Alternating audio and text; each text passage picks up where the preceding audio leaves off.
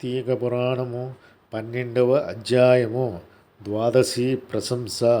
మహారాజా, కార్తీక మాసమున కార్తీక సోమవారమున కార్తీక ద్వాదశి వ్రతమును గురించి సాలగ్రామపు మహిమలను గురించి వివరించుదును వినుమని వశిష్ఠ మహాముని ఈ విధముగా తెలియజేశారు.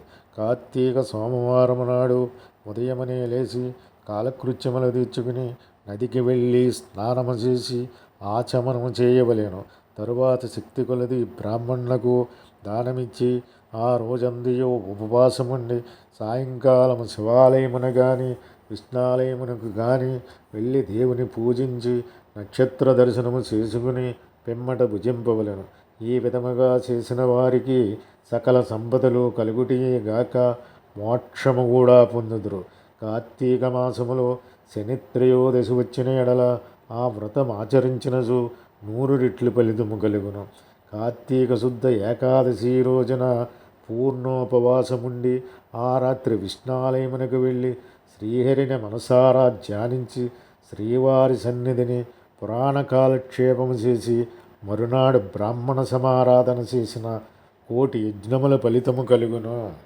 ఈ విధముగా చేసిన వారులకు సూర్యగ్రహణ సమయమున గంగా నదిలో స్నానము చేసి 1,000,000 బ్రాహ్మణులకు భోజన దానము చేసిన ఎంత పుణ్యము కలుగును, దానికంటే అధికముగా ఫలము కలుగును. కార్తీక శుద్ధ ద్వాదశి నాడు శ్రీమన్నారాయణుడు శేషపానుపు నుండి లేచిన గనుక కార్తీక శుద్ధ ద్వాదశి వ్రతము విష్ణువునకు ఇష్టము. ఆ రోజున శ్రీమంతులెవరైనా ఆవు కొమ్ములకు బంగారు తొడుగులు తగిలించి ఆవు కాళ్లకు వెండి డక్కలు తగిలించి దూడతో సహా బ్రాహ్మణునకు దానమిచ్చిన ఎడల ఆ ఆవు శరీరమందు ఎన్ని రోమములు కలవు అన్ని సంవత్సరములు ఇంద్రలోకములో స్వర్గసుఖములు పొందుదురు. కార్తీక మాసమునందు వస్త్రదానము చేసినను గొప్ప ఫలము కలుగును.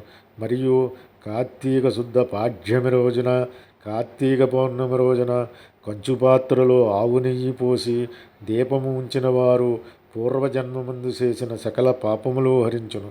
ద్వాదశి నాడు యజ్ఞోపవేతములు దక్షిణతో బ్రాహ్మణునకు దానమిచ్చిన వారు ఇహపరసుఖమును పొందుదురు.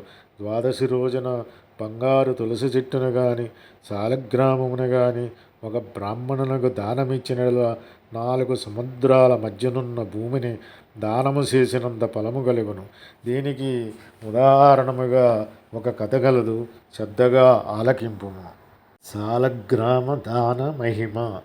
పూర్వము అఖండ గోదావరి నదీ తీరమందలి ఒకనొక పల్లె యందు ఒక వైశ్యుడు నివసించుచుండెను. వాడు మిగుల దురాశపరుడై నిత్యము ధనమును కూడబెట్టుచు తాను అనుభవించగా ఇతరులకు పెట్టగా బీదలకు దానధర్మములు చేయగా ఎల్లప్పుడూ పరనందలతో తానే గొప్ప శ్రీమంతుడిగా విర్రవీగుచు ఏ జీవికి కూడా ఉపకారమేనను చేయక పరుల ద్రవ్యమును ఎటుల అపహరింతునా అని తలంపుతో కుచ్చిత బుద్ధి కలిగి కాలము గడుపుచుండెను. ఒకనాడు తన గ్రామమునకు సమీపమునున్న పల్లెలో నివసించుచున్న ఒక బ్రాహ్మణునకు తన వద్దనున్న ధనమును పెద్ద వడ్డీకి అప్పిచ్చెను. మరికొంత కాలమునకు తన సొమ్ము తనకిమ్మని అడుగగా ఆ విప్రుడు, అయ్యా, తమకు ఇయ్యవలసిన ధనము 1 నెల రోజుల గడువులో ఇవ్వగలను. మీ రుణము ఉంచుకోను. ఈ జన్మలో తీర్చని ఎడల మరు జన్మమున మీ ఇంట ఏ జంతువుగానో పుట్టి అయినా మీ రుణము తీర్చుకోగలను అని సవినయముగా వేడుకొనెను. ఆ మాటలకు కోమటి మండిపడి, అట్లు వీలు లేదు. నా సొమ్ము నాకిప్పుడే ఇయ్యవలెను. లేని ఎడల నీ కంఠమును నరికి వేయుదును అని ఆవేశము గలది వెనుక ముందు ఆలోచించక తన మొలనున్న కత్తితో ఆ బ్రాహ్మణుని కుత్తుకును కోసెను. వెంటనే ఆ బ్రాహ్మణుడు గిలగిలా తన్నుకుని చనిపోయాను. ఆ కోమటి భయపడి అక్కడనే ఉన్నచో రాజభటులు వచ్చి పట్టుకుందరని జరిసి తన గ్రామమునకు పారిపోయాను.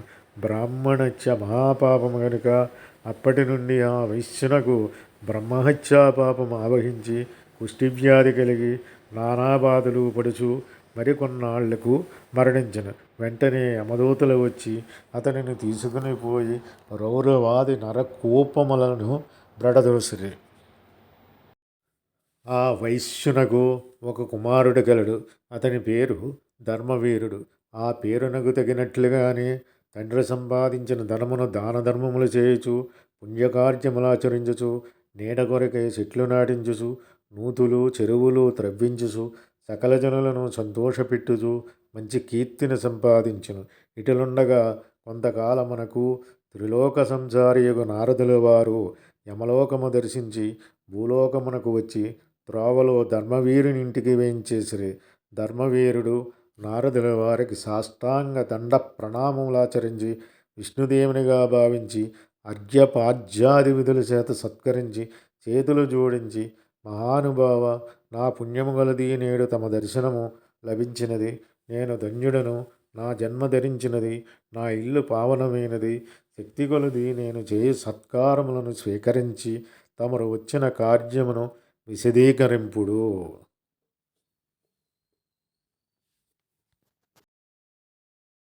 అని సవినయముగా వేడుకొనెను.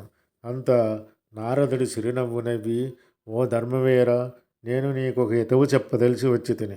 శ్రీ మహావిష్ణువునకు కార్తీక మాసములో శుద్ధ ద్వాదశి మహాప్రీతికరమైన దినము.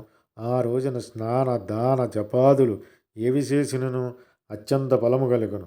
4 జాతులలో ఏ జాతివారైనను, స్త్రీ అయినా పురుషుడైనా జారుడైనా చూరుడైనా ప్రతివతైన వ్యభిచారిణి అయిన కార్తీక శుద్ధ ద్వాదశి రోజున సూర్యుడు తులారాశి యందు ఉండగా నిష్టగా ఉపవాసముండి శాలగ్రామదానములు చేసిన యెడల వెనుకటి జన్మలందు ఈ జన్మలందు చేసిన పాపములు పోవును. నీ తండ్రి యమలోకములో మహానరకము అనుభవించుచున్నాడు. అతనిని ఉద్ధరించుటకై నీవు శాలగ్రామదానము చేయక తప్పదు. అట్లు చేసి నీ తండ్రి రుణము తీర్చుకొనుము అని చెప్పెను. అంతట ధర్మవీరుడు, నారద మునివర్య, నేను గోదానము, భూదానము, హిరణ్యదానము మొదలగు మహాదానములు చేసి ఉంటిని.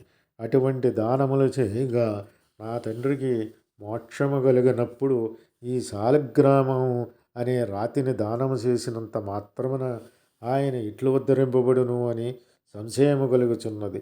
దీనివలన ఆకలిగా ఉన్నవానికి ఆకలి తీరన, దాహముగా ఉన్నవానికి దాహము తీరన కాక ఎందులకి దానము చేయవలెను. నేను ఈ శాలిగ్రామ దానము మాత్రము చేయజాలను అని నిష్కర్షగా పలికెను. ధర్మవీరుని అవివేకమునకు విచారించి, వైశ్యుడా, శాలిగ్రామమును శిలమాత్రముగా ఆలోచించితివి. అది శిల కాదు, శ్రీహరి యొక్క రూపము. అన్ని దానముల కంటే శాలిగ్రామ దానము చేసినచో కలుగు ఫలమే గొప్పది. నీ తండ్రిని నరకబాధ నుండి విముక్తిని గావింప నెంచితివేని ఈ దానము తప్ప మరొక మార్గము లేదు అని చెప్పి నారదుడు వెడలిపోయాను. ధర్మవీరుడు ధనబలము కలవాడై ఉండియు దాన సామర్థ్యము కలిగి ఉండియు కూడా శాలగ్రామ దానం చేయలేదు. కొంతకాలమునకు అతడు చనిపోయాను. నారదుడు చెప్పిన హితబోధన పెడచెవిని పెట్టుట చేత మరణానంతరము 7 జన్మలయందు పులియై పుట్టి, మరి 3 జన్మలయందు వానరమై పుట్టి, 5 జన్మలు ఎద్దుగా పుట్టి, 10 జన్మలు మానవ స్త్రీగా పుట్టి, 10 జన్మలు పందిగా జన్మించి ఉండెను. అట్లు జరిగిన తరువాత 11వ జన్మలో ఒక పేద బ్రాహ్మణునింట స్త్రీగా పుట్టగా ఆమెకు యవ్వనకాలము రాగా ఆ పేద బ్రాహ్మణుడు ఒక విద్వాంసునికిచ్చి పెండ్లి చేసెను. పెండ్లి అయిన కొంతకాలమునకు ఆమె భర్త చనిపోయాను. అందే ఆమెకు అష్టకష్టములు సంభవించినందులకు తల్లిదండ్రులు బంధుమిత్రులు చాలా దుఃఖించిరి. తండ్రి ఆమెకు ఈ విపత్తి ఎందువలన కలిగిన అని దివ్యదృష్టితో గ్రహించి వెంటనే ఆమె చేత శాలిగ్రామదానం చేయించి నాకు బాల వైదవ్యమునకు కారణమైన పూర్వజన్మ పాపము నశించుగాక అని చెప్పించి శాలగ్రామదాన ఫలమును దారపోయించును. ఆ రోజు కార్తీక సోమవారముగట వలన ఆ శాలగ్రామదాన ఫలముతో ఆమె భర్త జీవించును.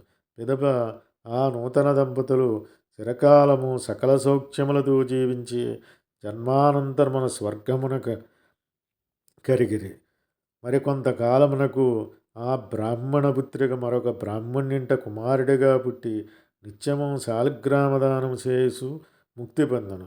కావున ఓ జనక, కార్తీక శుద్ధ ద్వాదశి రోజున శాలిగ్రామదానము చేసిన దానఫలము ఇంత అంత కాదు, ఎంతో ఘనమైనది. కావున నీవును ఆ శాలగ్రామదానమును చేయుము. ఇట్లు స్కాంద పురాణాంతర్గత వశిష్ట ప్రోక్త కార్తీక మహత్యమందలి ద్వాదశాధ్యాయము 12వ రోజు పారాయణము సమాప్తం.